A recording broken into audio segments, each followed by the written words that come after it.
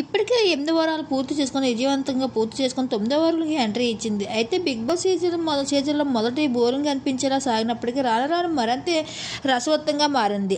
కంటెస్టెంట్లు కూడా నువ్వు అనైనా అనే విధంగా టాస్క్లో పోటీ పడుతూ ప్రేక్షకులకు కావాల్సినంత ఎంటర్టైన్మెంట్ను అందిస్తున్నారు. ఇకపోతే 8వ వారం నామినేషన్లు పూర్తయిన విషయం తెలిసిందే. ఇక తాజాగా బిగ్ బాస్ హౌస్లో 9వ వారానికి సంబంధించిన నామినేషన్ రచ్చ మొదలైంది. తాజాగా 9వ వారానికి సంబంధించిన నామినేషన్ల టాస్క్లో కంటెస్టెంట్లు దిష్టిబొమ్మను కొండను పెట్టి కర్రతో దాన్ని పగలగొట్టాలి అని ఆదేశించాడు బిగ్ బాస్.